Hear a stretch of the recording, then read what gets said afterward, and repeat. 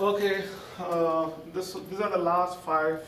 Next, the last five problems from uh, last five problems. That is uh, multiple choice question from 2013. So let's do from 85 to 92. So sorry, 87.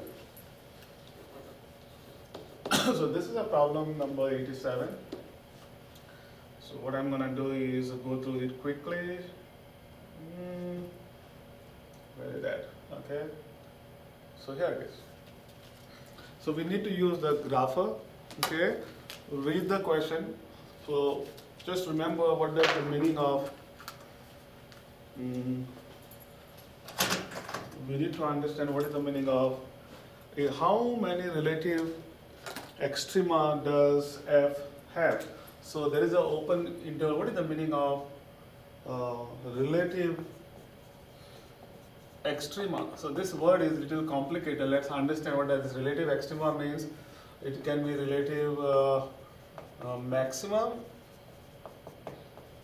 or it could be relative minimum.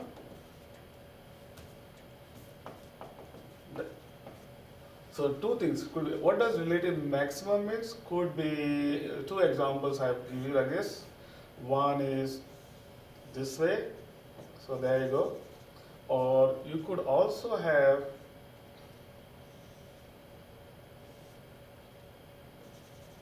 this hole here. So if this is your A between 2 points, let's no matter whatever the point is, let's say A, this point is B, and this is x-axis, let's say this is x-axis. So this is your, let's see, A and this is a B.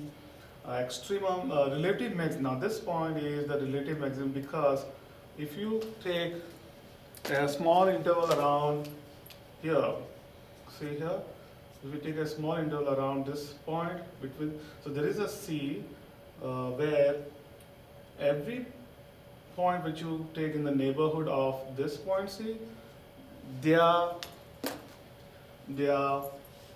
y coordinate, look at this y coordinate, if I draw them, they'll be smaller than the red one. That's why we say this is called relative maximum. But remember, this also is called relative, local maximum. So relative maximum and local maximum becomes the same if there is a continuous, so this point is between. Look at this. Here, this is the red one is the height, and I can take a left and right neighborhood where if I draw two vertical lines, the y coordinates, they are smaller than the red one.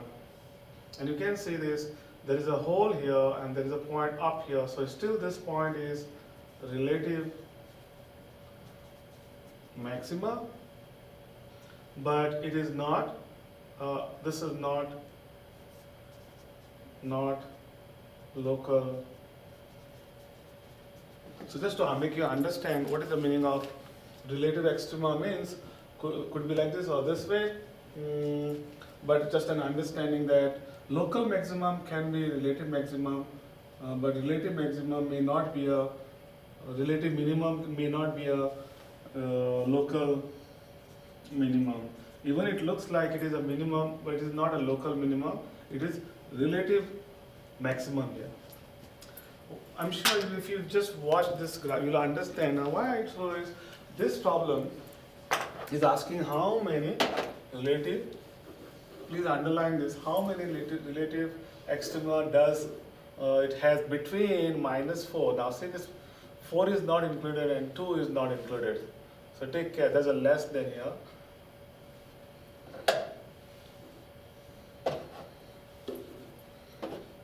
So there is a less than here. So -4 and, so on your grapher, please put this on the y editor. Now this is the derivative f dash of x.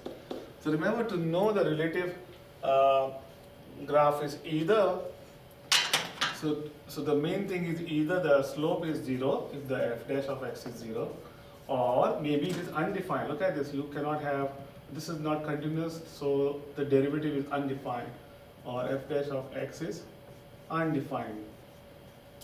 So that's how you can know is where does the derivative is 0.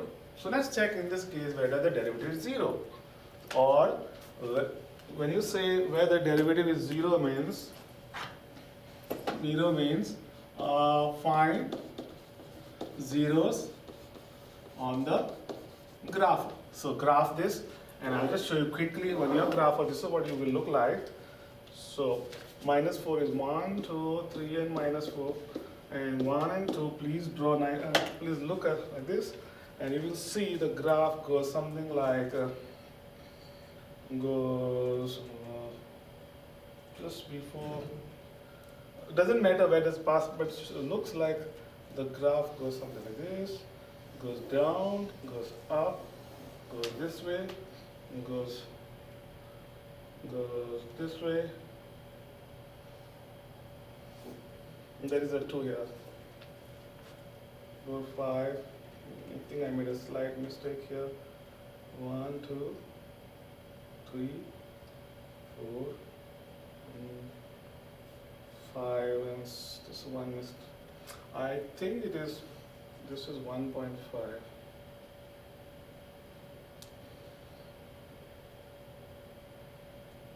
Three, 4, 5, and it's asking us to, so this is not included. This is not included, it goes up. So there are 2, this is 1. So where does this pass? Is 1, 2, 3, 4, and I think I made a mistake in drawing this. It's like, just check, I'm sure it goes this way. It goes this way and something like this. Altogether, there are 6 of them. I'm still going to confirm this. So you will see when you graph this, this whole thing, the graph or the derivative graph or the slope graph, it crosses 1, 2, 3, 4, 5, 6. Therefore, the answer is 6. Okay. So if you have a question, ask me. You know what? When I put on my grapher, when I forgot to draw it properly, so maybe I did not draw it nicely, but it has to go through 1, 2, 3, 4, 5, 6. But remember, just imagine if there was an equal sign here, both places, then you also have to be careful that whether it takes that point also in the graphing, takes the value it could take at the end point also, because it says f is function with the first derivative given by this, how many derivatives have on the open interval. So, but if it is saying closed interval, that could be one end point here and end point there, then you have to take 6 plus 2, which is 8. Or sometimes they may give you one empty here, just one side it is closed, other side is open, so then you have to add 1 to 8 becomes 6, so depending on the situation. Okay, so that's the problem number, this one. Let me go a little fast.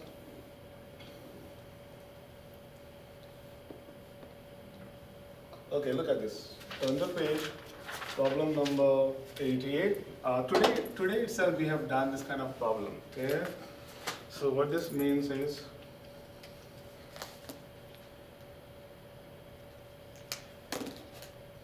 this is don't even look at all this.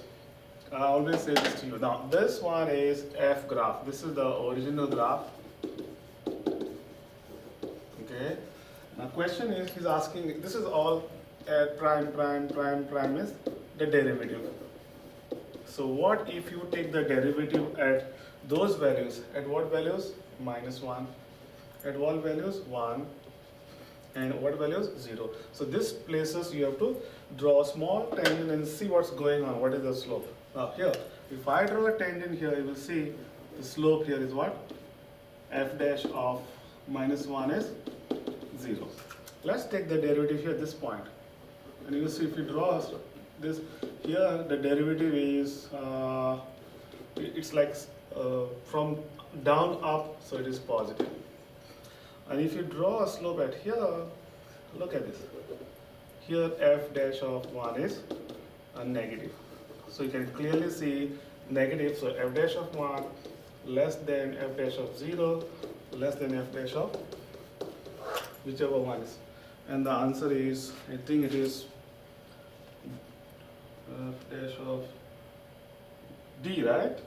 So D is the, oh, wait a minute, did I make a mistake here?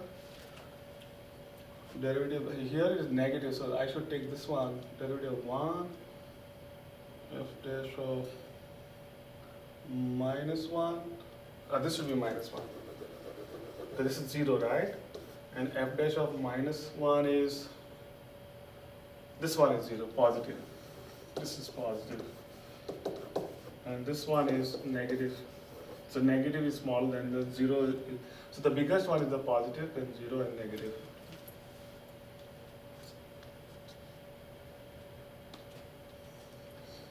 Turn the page.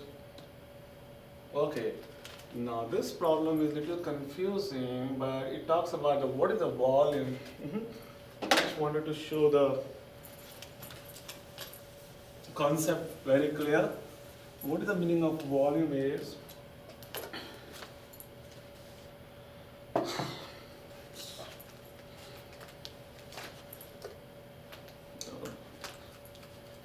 It's trying to show too many things too fast, right?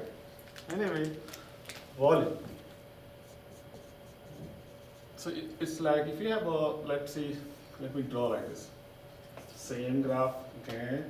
And let's see if you have a graph like this. Okay?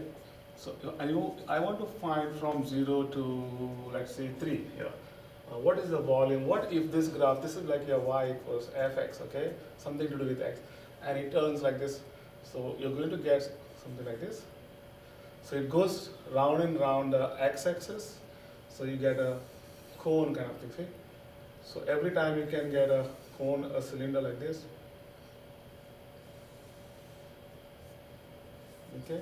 So there are a lot, you can start the cylinders right here, small cylinder, they go on increasing. This is the radius y. This is the radius. So cylinder radius is pi r square, but your radius here is the fx. This is your fx. So each one of them will be, the radius is pi. So what I'm doing is you're trying to add up a lot of cylinders. One, there's another one here, there's another one here. I can draw another one here, cylinder. So a lot of cylinders are going adding, and you get a volume. So volume is a combination of small cylinders. So when you do that, basically what you get is you are adding up. Adding means the area from 0 to 3, pi outside, and there is r square, means it is a fx square, and then dx. Now dx means this distances when you talk about the width of each cylinder, how much the thickness each cylinder is here.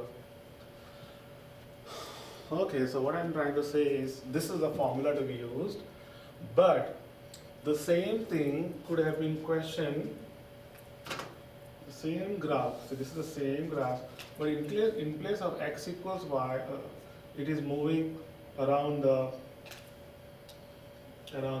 let's say y axis.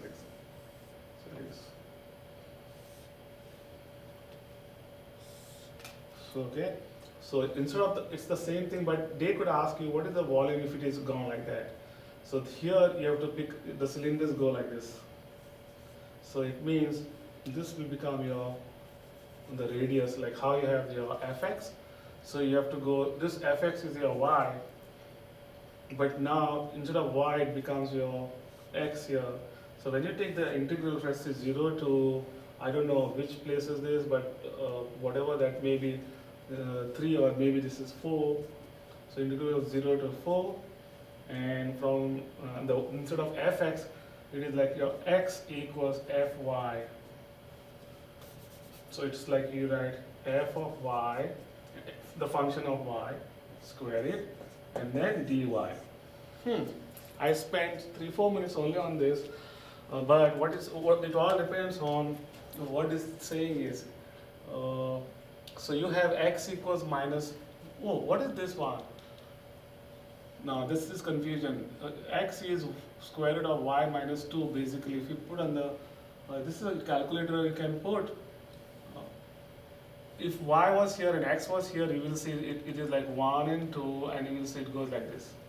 But because this one is x equals square root of y minus 2, what's going on is you have a thing like this, and instead of 1 and 2, the graph goes like this. Okay? And it's asking from x equals, on the lines x equals 0, this is your line x equals 0, and y equals 5, 1, 2, 3, 4, and let's say 5 is here. So that means you have a cup shape like this. See? This is the radius. Same thing like this but different. So here your x is a square root of y minus 2, goes from, you will see it moves from, what number is this given? 2, because that's minus 2, yes it is. Starts from here and goes up. So you have a lot of cylinders like this, see? A lot of cylinders like this. So your formula becomes a volume is not the first one, but the second one. So volume is integral pi outside 2 to 5, because it tells you here it is x equals 5, and instead of fx it's fy, means whatever the in terms of y, so it's the square root of y minus 2 but square and dy. You're almost finished. So this square root and this goes away. You're left with y minus 2. On your calculator mode, the calculator, just don't do the pi thing. Keep this first. Just find only this using your maths. Then click 9. You'll get boxes like this. Remember, this has to be y. This will be 0, 5. And this will be y minus 2. And you end up getting some number, I think it is 14. You get check the answer on your calculator. Let me confirm. Your answer is 14, 12, something like 3 point, I don't know, but the final answer, whatever you get here, multiply pi, and you get final answer as 14.137.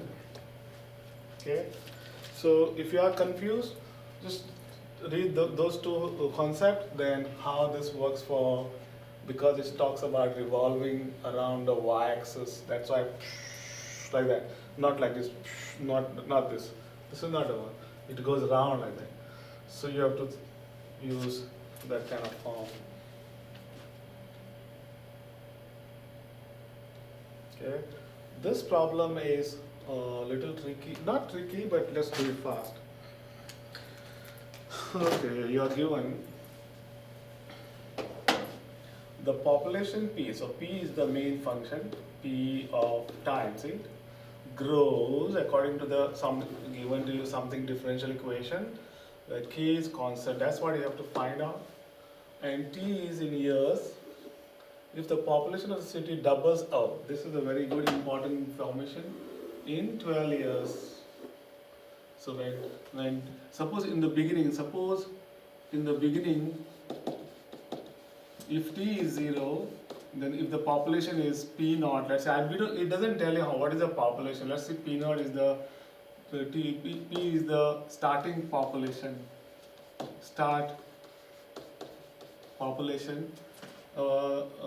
Then when t equals 12, it becomes 2p naught, see, twice, double. Take care of this. So when t is 0, it is p naught, but when t is 12, it is 2 times. That's what it means. Okay. Let's start with this. So I hope I can do it right here.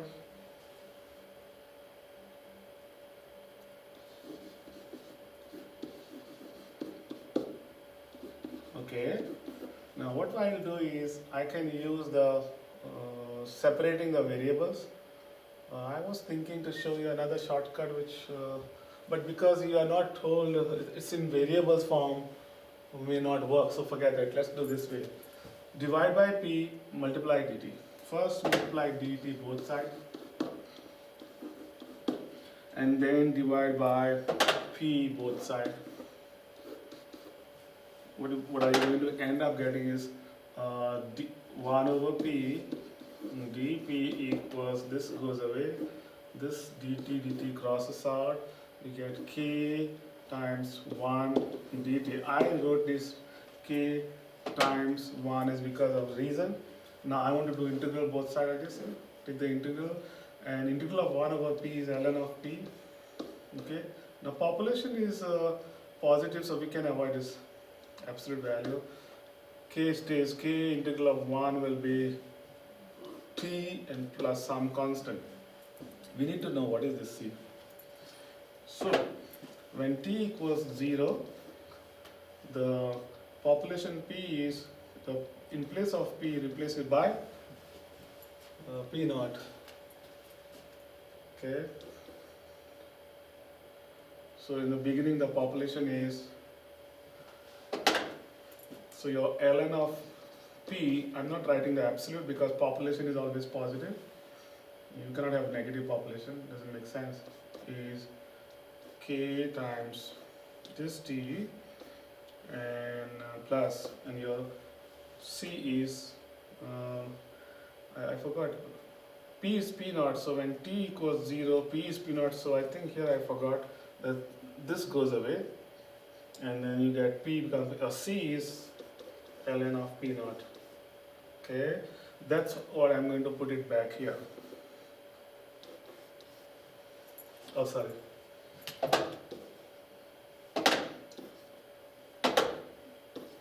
Ln of p naught. So what did I do? I replaced t by 0, then the population becomes p naught, beginning population. So this t makes it 0, the whole thing goes away, only c is left. So c is ln of p naught, and I put back there. So this is your main equation now.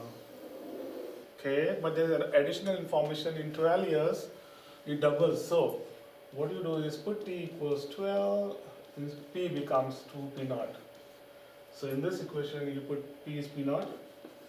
So ln is p naught equals 12k plus ln of p naught. This is 2.